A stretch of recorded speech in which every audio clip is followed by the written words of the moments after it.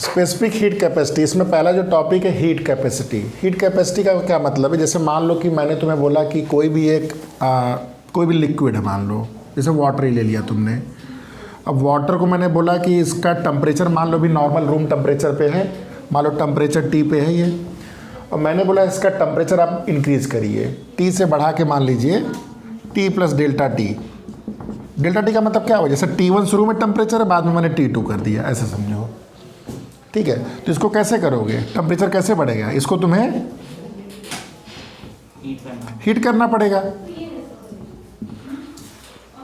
ठीक है, इसको हीट करना पड़ेगा।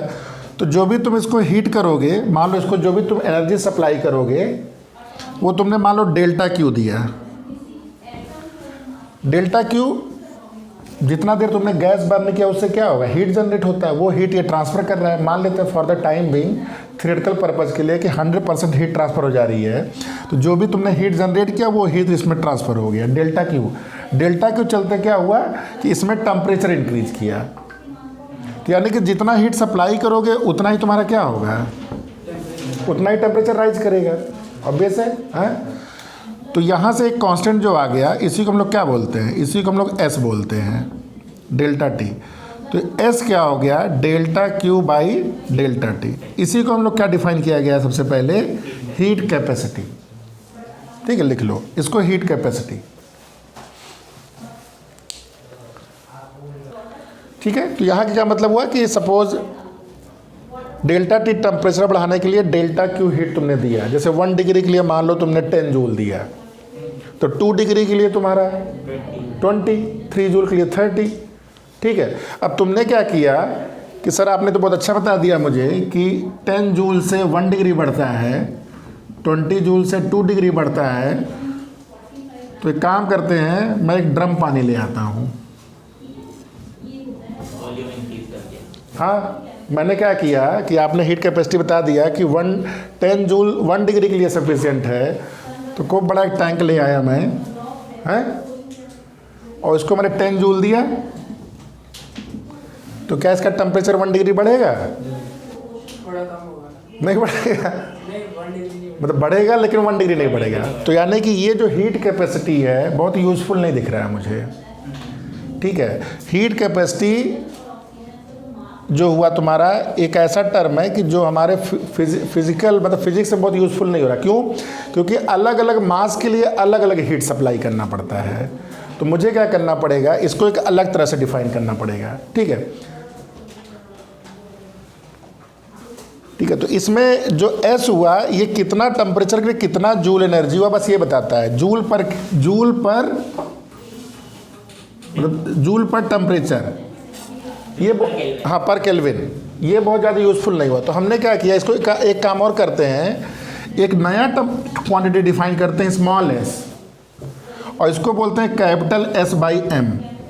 क्या मतलब हुआ ये कि पर केजी के लिए मैंने बोला था, ये मैंने जो बोला था आपसे, जैसे मान लो 2 kg के लिए अगर 10 जूल था, तो अब अगर मास आप बढ़ा दोगे तो 2 kg था, 10 जूल था 2 kg के लिए। मान लो ये मैंने एक्सपेरिमेंट 2 kg के लिए किया था, तो आपने अब क्या निकाल लिया? एक नया टर्म निकाला। क्या निकाला कि अब 2 kg के लिए 10 जूल था, तो 1 kg के लिए कितना हो जाएगा? ये 5 जूल। यानी कि 5 जूल आपको हीट देना पड़ेगा पर केजी और पर डिग्री के लिए, पर केल्विन के लिए। अब कल को आपने वॉल्यूम अगर इसका मास बढ़ा दिया, 10 kg कर दिया, तो हम निकाल लेंगे। तो बेसिकली बहुत सिंपल टर्म है। S क्या हो गया बेसिकली? इसी को हम लोग क्या बोलते हैं? Specific heat capacity. इसी को हम लोग क्या बोलते हैं? Specific heat capacity. Energy required to raise temperature of any liquid by 1 degree of, मतलब पर केजी पर डिग्री। क्या बोलेंगे इसको? नहीं, ये तुम्हारा थर्मल प्रॉपर्टीज ऑफ मैटर। नहीं थर्मल, हाँ समझना है? तो लिख लो heat required to raise 1 degree of temperature या 1 kelvin of a material of unit mass is called specific heat capacity.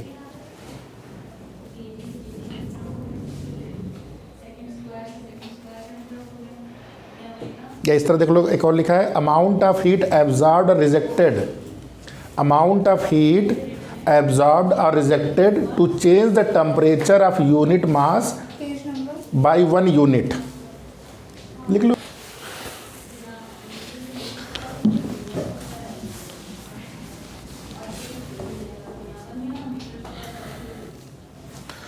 तो देखो ये बहुत इंपॉर्टेंट फॉर्मूला हो गया। हमारा एस क्या था? एस मेरा क्या था? Delta Q by delta T, और इधर आ गया 1/m। तो बहुत इंपॉर्टेंट फार्मूला आया क्या? डेल्टा क्यू जो होता है वो m into S into delta T. ये फार्मूला हम लोग अब आगे हमेशा यूज़ करेंगे। क्या बता रहा है ये बेसिकली क्या हो गया? मास पे डिपेंड हो गया, स्पेसिफिक हीट पे डिपेंड कर गया, और कितना टेम्परेचर रेज करना है। ज़्यादा मास चाहिए, जैसे मास बढ़ेगा वैसे डेल्टा क्यू बढ़ेगा, जैसे डेल्टा टी बढ़ेगा वैसे ही आपका डेल्टा क्यू बढ़ेगा। और अलग अलग मटेरियल का अलग अलग तुम्हारी स्पेसिफिक हीट कैपेसिटी होती है। मतलब हर मटेरियल के लिए अलग एस होगा। हर मटेरियल के लिए टेम्परेचर बढ़ाने के लिए 1 डिग्री बढ़ाने के लिए मान लो 1 kg मास ले लिया तो सबको अलग अलग हीट सप्लाई करना पड़ेगा। ठीक है, समझ में आया? जो कार में हम लोग कूलेंट यूज़ करते हैं, बहुत सिंपल तरीके से समझो, जो कार में कूलेंट यूज़ करते हैं उसका हीट कैपेसिटी ज़्यादा होगा कि कम होगा? ज़रा बताओ। क्या? कार के अंदर एक कूलेंट यूज़ करते हैं। जैसे जैसे इंजन हमारा चलता है तो कार हमारी गर्म हो जाती है।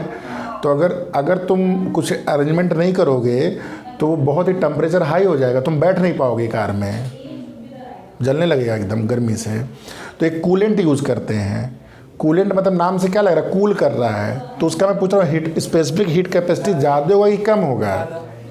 कम होगा सर, ज़्यादा होगा ना, अभी तो कूलेंट यूज़ करते हैं। ये तुमने कूलेंट डाल दिया। अब कूलेंट इंजन से क्या कर रहा है? हीट को एब्जॉर्ब कर रहा है। जब हीट एब्जॉर्ब करेगा तो इसका टेम्परेचर क्या होगा? बढ़ेगा।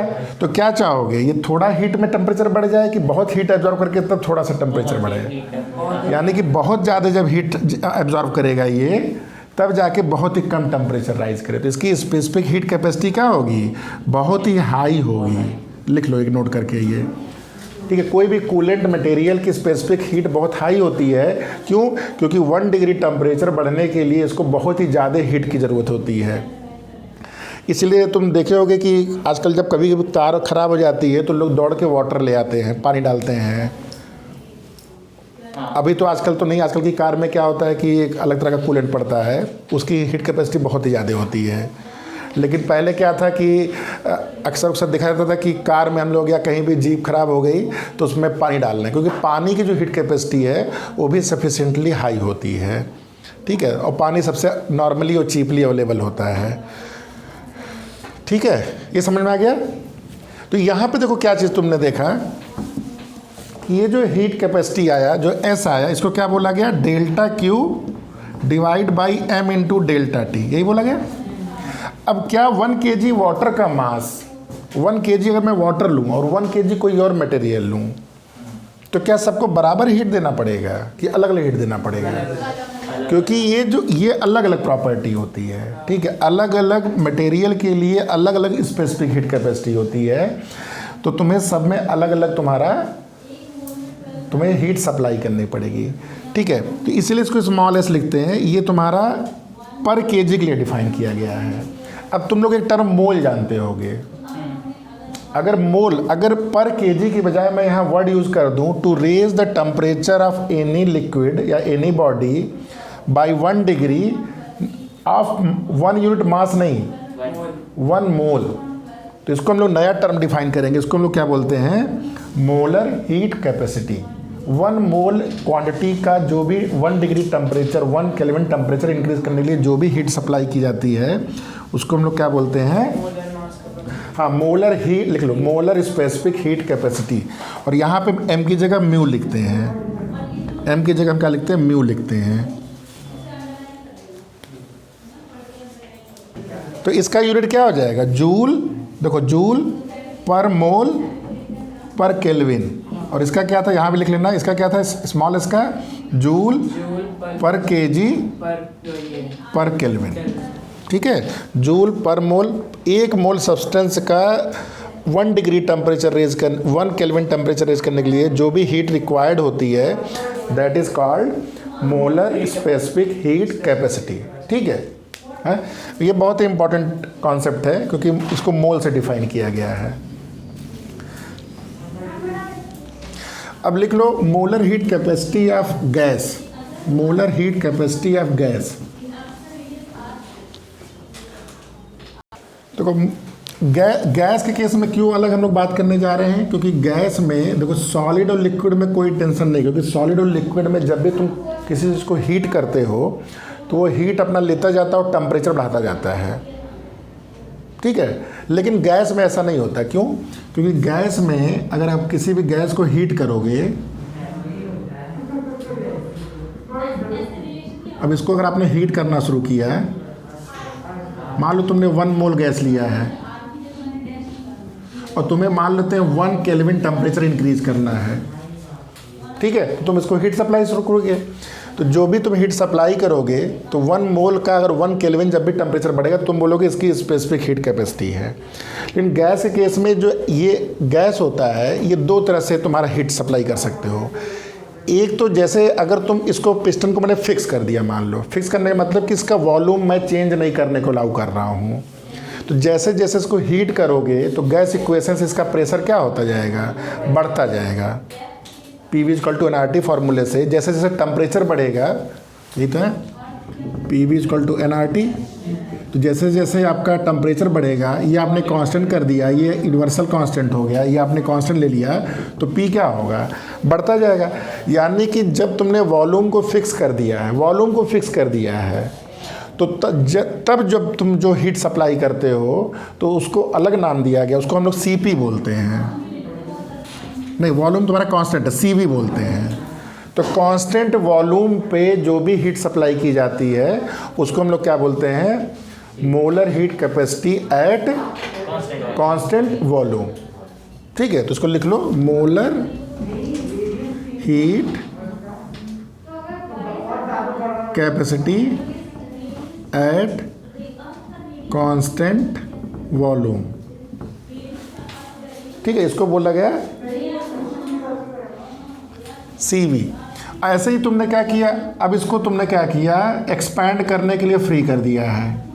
ऐसा एक्सपैंड करना है, तुम्हें रैंडम नहीं करना। देखो गैस में रैंडम चीज़ नहीं करना, नहीं तो स्टडी नहीं कर पाओगे, थर्मोडायनेमिक्स में पढ़ोगे, इसको सडनली एक्सपैंड नहीं करना है, ठीक है। अब तुमने क्या किया, जब इसको हीट सप्लाई किया, अब तुम चाह रहे हो कि प्रेशर ना वेरी करे, प्रेशर हमारा क्या रहे, कांस्टेंट रहे, तो प्रेशर कांस्टेंट होगा। जैसे जैसे इसको हीट करोगे तो इस फॉर्मूले में क्या होगा, देखो PV = nRT। अब टेम्परेचर अगर इंक्रीज करोगे तुम, ये सब कांस्टेंट है, ये कांस्टेंट है, तो क्या बढ़ेगा आपका, तो आपको वॉल्यूम को बढ़ाना पड़ेगा। समझ में आया? जैसे जैसे टेम्परेचर बढ़ाओगे, अब आप प्रेशर को कांस्टेंट रखना चाह रहे हो, तब अगर इसको 1 मोल गैस को 1 केल्विन बढ़ाने के लिए जो भी हीट सप्लाई करनी पड़ेगी उसको हम लोग क्या बोलते हैं, CP। इसको क्या बोलते हैं, CP। तो ये हो गया molar heat capacity at constant pressure, ठीक है। इसमें 2 टेबल बनाए गए। पहला जो टेबल बताया गया है बुक में आपके, specific heat capacity of some substances at room temperature and atmospheric pressure, ठीक है। तो ये टेबल मान लो कभी क्वेश्चन आता है तो उसमें हम वो यूज़ करेंगे, एग्जाम में न्यूमेरिकल आता है तो वहाँ डेटा दिया जाएगा। जैसे देख लो एल्युमिनियम का क्या दिया है, 900 जूल पर kg पर केल्विन, ठीक है। कार्बन का कितना है, 506 मतलब कार्बन और एल्युमिनियम में कौन जल्दी गर्म हो रहा है आपका, कार्बन तुम्हारा 1 डिग्री केवल 500 जूल में ही गर्म हो जाएगा, 1 डिग्री बढ़ जाएगा, ठीक है। अब ऐसे तुम वाटर का देखो कितना है, 4000। समझ में आया क्या डिफरेंस है, वाटर का कितना है, देखो एल्युमिनियम का क्या है 900, कार्बन का है 400, वाटर का है 4186। इससे लगभग कितना टाइम्स है कार्बन से, 10 टाइम्स। मतलब ये बहुत ही ज़्यादा हीट एब्जॉर्ब करके तब कहीं जाके, हाँ एक पेज पलटो, समझ में आया। तो ये जो वैल्यू 4186 ये आपके न्यूमेरिकल में यूज होगा, तो इसको लिख लीजिए आप लोग कॉपी में अपने। ये क्या है, SW, specific heat capacity of water. Specific heat capacity of water is 4186 joule पर kg पर केल्विन। ठीक है। ऐसे एक एग्जांपल और है, आइस। आइस कितना है तुम्हारा? आइस तुम्हारा है 2060। ये एस आइस हो गया।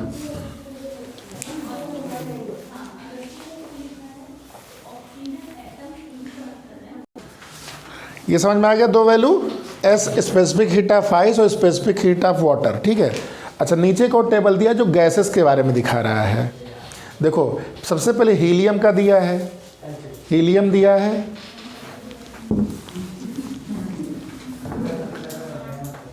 ठीक है, ये 8.4, 8.7, ठीक है, 8.7, नहीं 3 ठीक है, 21.1 और 29.4, ये भी 8.3, और ये 37 28.5, 8.5, 9 से हो गया ना 37। अच्छा ठीक है। अच्छा, आर की वैल्यू कितनी होती है? 8.3। तो देखो अगर 1 मोल, देखो सीपी और सीवी कैसे डिफाइन किया गया था 1 मोल गैस के लिए। तो एक बहुत ही ब्यूटीफुल अगर बोला जाए फिजिक्स की एक फिनोमेना यहाँ दिख रही है। क्या दिख रही है? Either you take helium monoatomic, केटीजन बॉटल में आएगा, इसलिए अभी इसे थोड़ा हिंट दे रहे हैं। ईदर यू टेक मोनोटामिक जिसमें 1 एटम है, डायटामिक और या पॉलीएटॉमिक। सभी केस में सीपी माइनस सीवी की वैल्यू कितनी आ रही है? ऑलमोस्ट कांस्टेंट, यानी कि सीपी माइनस सीवी की वैल्यू हमेशा आर आ रही है। अब देखो कोई भी गैस हमको दिखती नहीं है, हैं? कोई भी गैस हमको दिखती नहीं है। जैसे कई बार हम लोग को बड़ा ये सब होता है कि इतनी हम लोग कहानी पढ़ लेते हैं, हमको कैसे माने सब सही है, लेकिन गैस बहुत ही ओबीडियंटली लॉ को फॉलो करती हैं। तो ये एक बहुत ही इंपॉर्टेंट रिलेशन आ रहा है, C P minus C V equal to R. ये प्रैक्टिकली देखा गया है। मतलब तुम नॉर्मली गैस को 1 मोल को लो, उसको तुम 1 केल्विन टेम्परेचर इंक्रीज करोगे तो इतना वो हीट एब्जॉर्व करेगा। अब इसको बाद में इसका प्रॉपर डेरिवेशन भी हमारे कोर्स में है, ठीक है, कैसे आता है ये। लेकिन ये एक्सपेरिमेंटली इट हैज शोन कि बहुत ही क्लियरली कि Cp minus C V of any kind of gas, be it monoatomic, diatomic और polyatomic, it always comes as a R, और आर एक यूनिवर्सल गैस कांस्टेंट है। ठीक है। इसमें डिविएशन भी थोड़ा सा है कुछ केसेस में, तो उस डिविएशन में आज भी स्टडी हो रही है। जो बहुत ही कॉम्प्लेक्स गैसेज लेते हो तो उसमें डिविएशन आता है, इसका मतलब there is something else lying in that gas, जो हमको और समझना है। तो कई केसेस में अब वो जो बहुत ही सिंपल स्ट्रक्चर के गैसेज हैं, जिसको तुम लोग बाई केमिस्ट्री बहुत सिंपली विजुलाइज कर लेते हो। हाइड्रोजन में क्या होता है, कितने बॉन्ड होते हैं? 1 बॉन्ड होता है। नाइट्रोजन में तुम्हारा 2 बॉन्ड होगा। तो ऐसे 2 जो भी हो इसमें भी बना सकते हो, 1 इधर और 2 इधर बनता होगा, या 1 बनता होगा मेरे का, हाँ जो भी है। ठीक है। तो तुम बॉन्डिंग स्ट्रक्चर्स के जानते हो। मैं ये नहीं बोल रहा हूँ कि कोई बहुत ही कॉम्प्लेक्स स्ट्रक्चर ले लिए हो। बहुत ही सिंपल स्ट्रक्चर के जो गैसेज हैं बहुत ही सिंपल एक डेफिनेशन को फॉलो करती है। समझ में आया सबको ये? C P minus C V equal to R. ठीक है। ठीक है। कैलोरीमेट्री मतलब एक प्रोसेस है, ठीक है, एक प्रोसेस है, और जो इंस्ट्रूमेंट यूज होता है उसको कैलोरीमीटर बोलते हैं। तो सबसे पहले कैलोरीमेट्री क्या, ये लिख लो एक लाइन में। कैलोरीमेट्री मीन्स, लिख लो एक line, calorimetry means measurement of heat.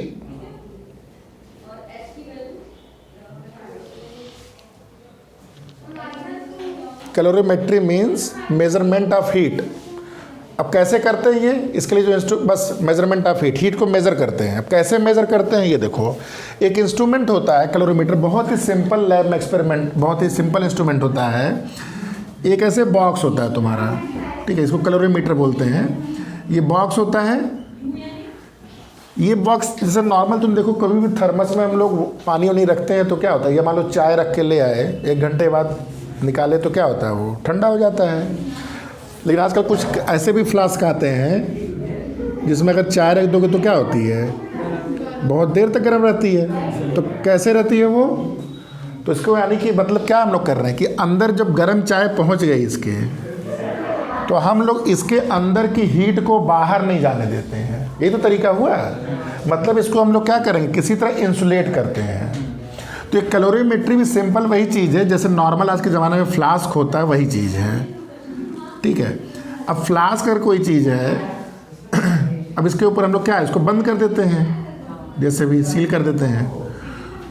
अब इसके अंदर मान लो तुमने, अब ये वाला जो मेटेरियल अंदर होता है, देखो ये वुड होता है। अब वुड में तो पानी डालोगे नहीं, खराब हो जाएगा, तो अंदर हम लोग क्या रखते हैं, कॉपर रखते हैं, ठीक है। तो ये कॉपर का बहुत ही थिन, मान लो इसके अंदर पतला सा एक वो रखा है, कॉपर है ये, और इसके अंदर हमने क्या कर दिया, वाटर डाल दिया। तो वाटर को अगर तुमने मान लो किसी टेम्परेचर पे डाल दिया, मान लो तुमने 27 डिग्री पे डाल दिया, मान लो नून टाइम में तुम डाला और टेम्परेचर इतना है। अब तुम मान लो नाइट को टेम्परेचर अगर मान लो घट गया, बढ़ गया, तो इसके टेम्परेचर में आइडियली कोई फ़र्क नहीं पड़ेगा, क्योंकि ये हीट एक्सचेंज नहीं कर सकता है। ये और भी प्रोटेक्शन लगाया जाता है, बीच में कॉटन लगा देते हैं और सब चीज़ें करते हैं, जिससे भी बेसिकली इंसुलेट कर देते हैं। ये इंसुलेटर हो गया, ठीक है। अब दूसरा चीज़ इसके अंदर क्या होता है कि एक छोटा सा वो डालते हैं, स्टरर बोलते हैं इसको। स्टरर मतलब जो स्टर करने के काम आता है, मिक्स करने के काम आता है, ठीक है। और जिस भी मटेरियल का तुम्हें स्पेसिफिक हीट कैपेसिटी निकालना है, जिस भी मटेरियल, कल को एल्युमिनियम का निकालना है, टंगस्टन का निकालना है, जिस भी मटेरियल का निकालना है, उसकी एक छोटी सी बॉल किसी एक पर्टिकुलर टेम्परेचर पे हीट करके, मान लो तुमने इसको क्या किया, 100 डिग्री पे कर दिया या 105 पे कर दिया, किसी भी टेम्परेचर पे करके इसको हम लोग इस में डाल देते हैं, ठीक है। और इसमें आपका एक परमानेंट थर्मामीटर लगा रहता है। थर्मामीटर क्या करता है, थर्मामीटर जो भी सिस्टम के अंदर का टेम्परेचर है, ऑब्वियसली जो वाटर का टेम्परेचर है उसको ये मेजर करता है।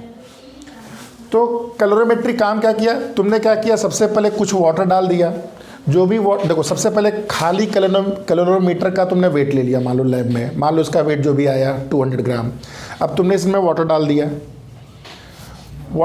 तो वाटर कितना डाल लो ये तो निकाल सकते हो, वाटर का वेट कितना है, क्लियर है। तो आप मास ऑफ वाटर निकाल सकते हो, हाँ या ना।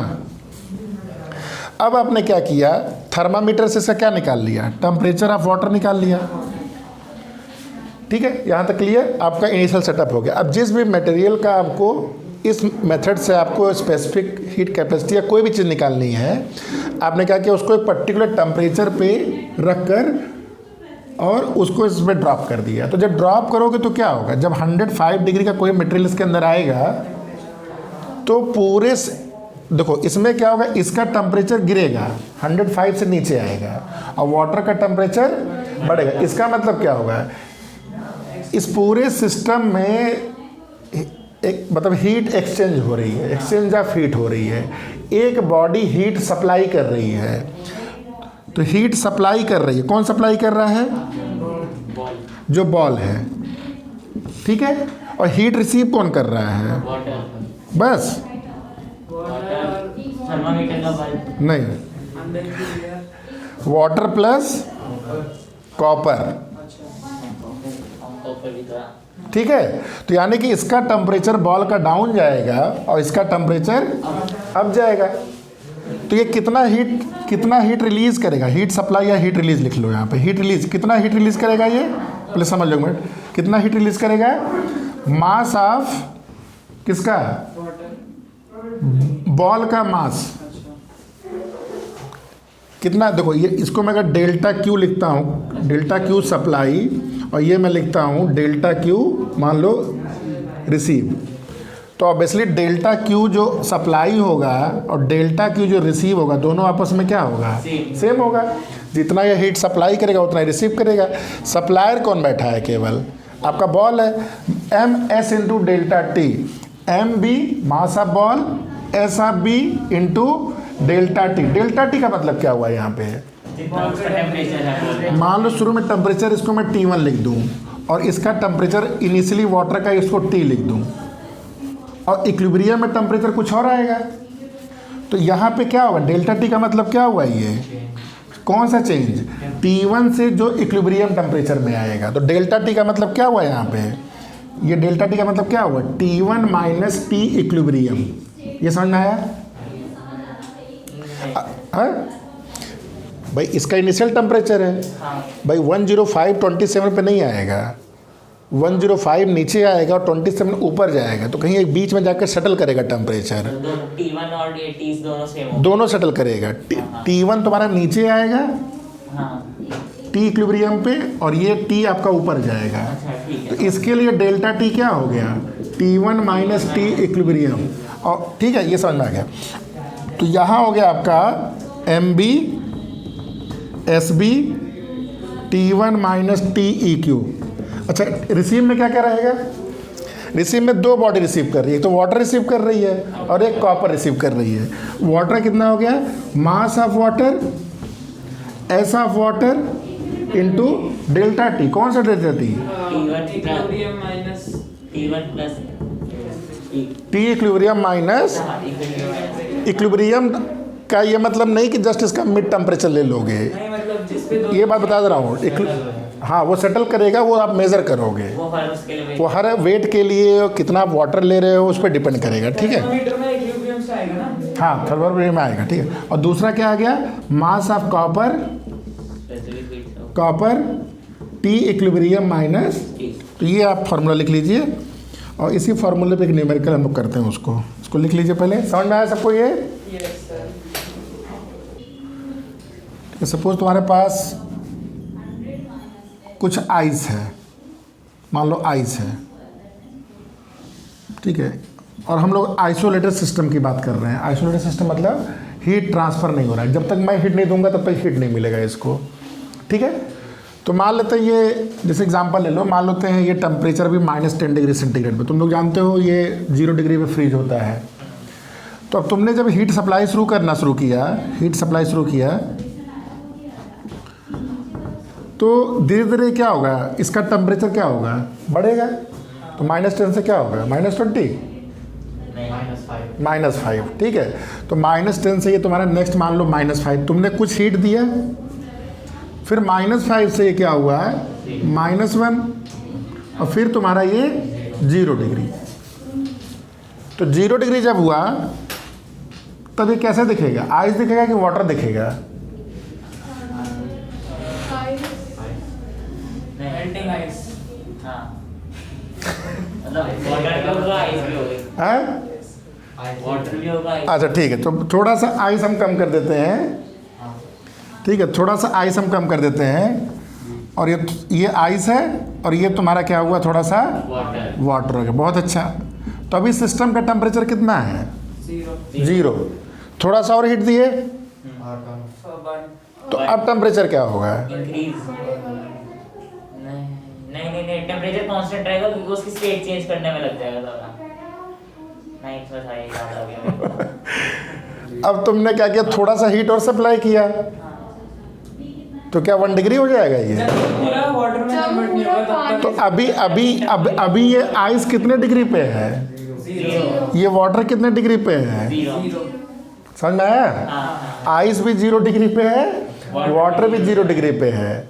अब तुमने और हीट सप्लाई किया, थोड़ा और हीट सप्लाई किया, डेल्टा की और दिया, तो अभी भी तुमको ये मान लो आइस दिख रहा है, तो इसका मतलब अभी भी ये हीट तो ले रहा है, लेकिन अभी भी टेम्परेचर नहीं चेंज करने दे रहा है। हीट ये खा रहा है, अभी कंज्यूम कर रहा है, अभी भी ये 0 डिग्री।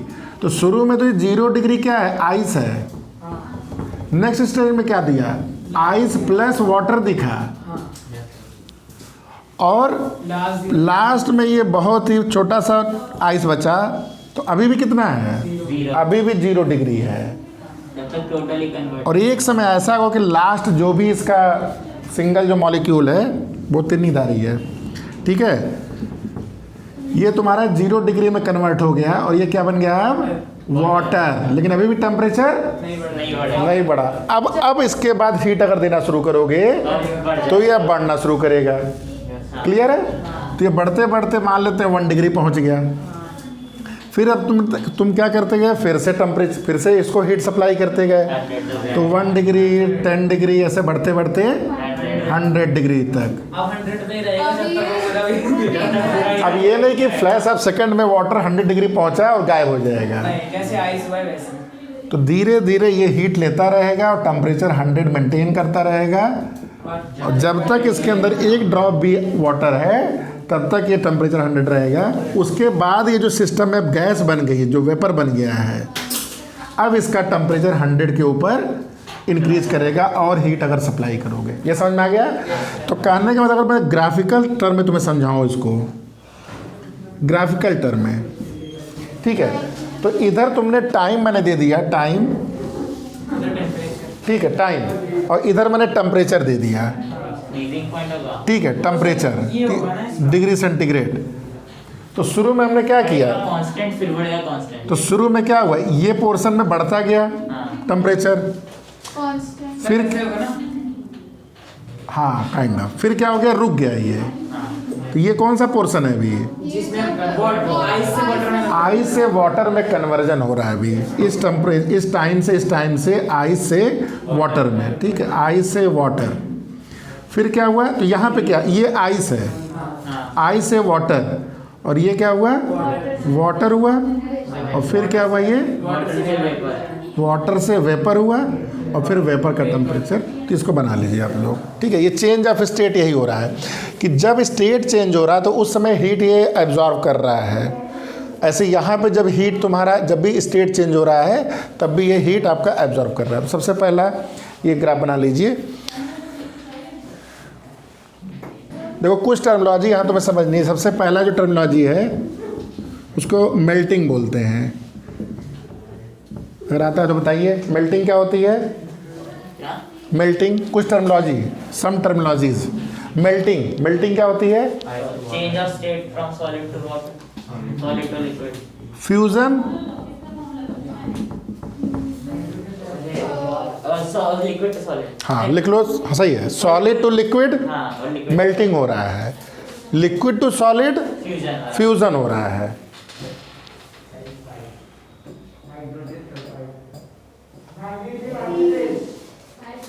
ठीक है।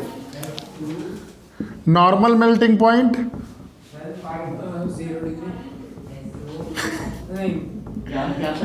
नॉर्मल मेल्टिंग पॉइंट, वाटर कितने डिग्री पे मेल्ट होता है, सॉरी हाँ मेल्ट, हाँ वो कितने डिग्री पे होता है मेल्ट, मतलब ये आइस कितने डिग्री मेल्ट हो रहा है तुम्हारा, 0 डिग्री पे। क्या हमेशा 0 डिग्री पे होता है?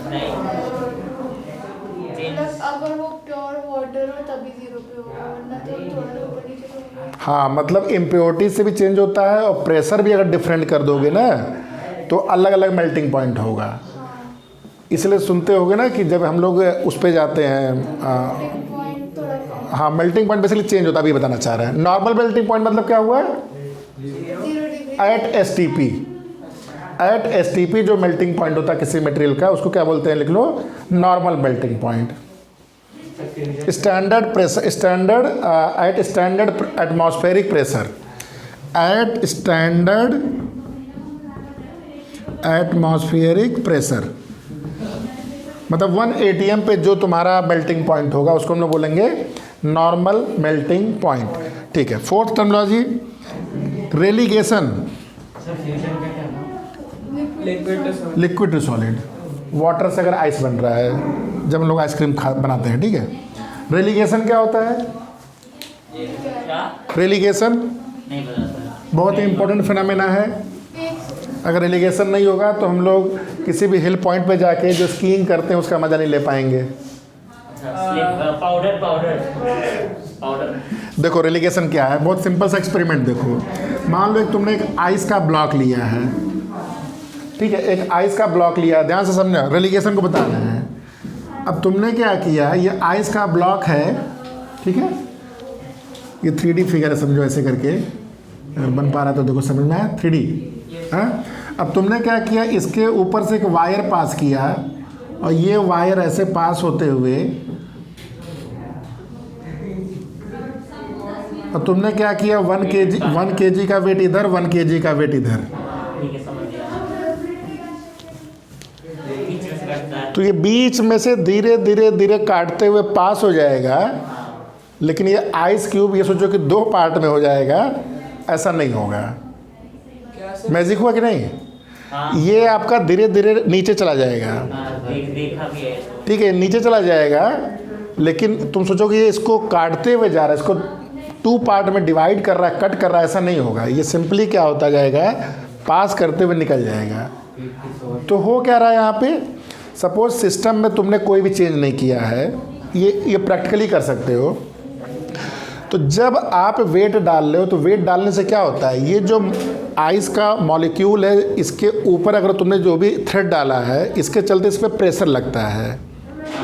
तो प्रेशर के चलते जो भी इसका मेल्टिंग पॉइंट है, ये तुम्हारा इसका मेल्टिंग पॉइंट चेंज होता है। चेंज होता है मतलब क्या, ये जो मेल्टिंग पॉइंट है, जैसे 0 डिग्री पे आइस है तो ये 0 डिग्री पे ये वाटर, उस प्रेशर पे ये वाटर बन जाता है, because of change in pressure. हाँ, बिकॉज ऑफ ये अप्लाइंग एक्स्ट्रा लोड, ये हाई प्रेशर डेवलप हो रहा है। तो हाई प्रेशर के चलते ये समझो वहाँ पे क्या बन जाता है, वाटर बन जाता है। और जो ही ये वाटर बना, तो वाटर को तो आराम से पार किया, जो ही वाटर को पार किया तो प्रेशर फिर क्या हो गया, ऊपर का नॉर्मल हो गया, तो फिर से वाइस बन गया। ऐसे ही वो हाई प्रेशर के चलते वाटर बनता जाएगा नीचे, और ये ऐसे करके क्रॉस कर जाएगा। तो ये आपका रेलीगेशन। इसी प्रोसेस के चलते जो हम लोग स्केटिंग करते हैं, हाँ, आइस पे जो स्केटिंग करते हैं, स्केटिंग जब करते हैं, जब पैर रखते हैं स्केटिंग पे, तो हमारे वेट से क्या होता है, आइस, भाई अगर तुम आइस पे स्केटिंग कर सकते हो तो क्या सैंड पे भी कर सकते हो, सैंड पे नहीं होगा। आइस में क्या होता है, when you apply pressure by putting your weight, just जो उसके आपके नीचे का फ्लैप के नीचे का जो आइस होता है, that gets converted into water, ठीक है। और जो ही आपने वेट डाला, वाटर बना, तो वाटर पे क्या होगा, ग्रेविटी के चलते नीचे स्लाइड किए, और जो स्लिप की वो पीछे का वाटर क्या हुआ, फिर से आइस बन गया। अब ये बहुत तेज़ी से फिनोमेना होती है, वाटर बहुत जल्दी, ठीक है, फिजिक्स के फिनोमेना ना, जहाँ प्रेशर डाले मेल्टिंग पॉइंट चेंज हुआ, ठीक है। तो इस तरह ये चलता जाता है। तो ये आपका स्किल लिख लो उसको, ये regelation process, skating on a snow due to formation of water below the skates, ठीक है, एक रीज़न है। रेलीगेशन नहीं, रेगुलेशन, REGELATION, रेगुलेशन, ठीक है, हाँ, कुछ वो दिखा रहा है, ठीक है। तो रेगुलेशन मतलब क्या हुआ, refreezing of any ice melting under pressure and defreezing when the pressure is reduced. हाँ, the process of refreezing is called the regulation. ऐसे 2 टर्म और है, 2-3 टर्म और देखो। 5th टर्म लिख लीजिए, vaporization, water liquid to gas. हाँ, vaporization आप लोग जान गए, प्रोसेस है, ठीक है। मेल्टिंग पॉइंट, हो गया, अच्छा मेल्टिंग हो गया, बॉइलिंग पॉइंट, बॉइलिंग पॉइंट, ऐसे ही आपका नॉर्मल बॉइलिंग पॉइंट, ठीक है, नॉर्मल बॉइलिंग पॉइंट,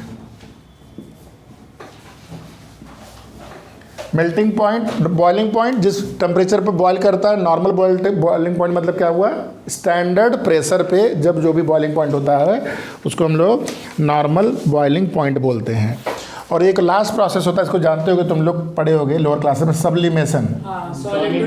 हाँ, बहुत सारे ऐसे मटेरियल हैं, इवन सारे मटेरियल होते हैं जो सब्लिमेशन प्रोसेस फॉलो करते हैं, इवन वाटर भी होता है, ठीक है। सब्लिमेशन प्रोसेस का मतलब क्या हुआ, डायरेक्टली आपका सॉलिड से ये गैस में कन्वर्ट हो जाता है, इसको बोलते हैं हम लोग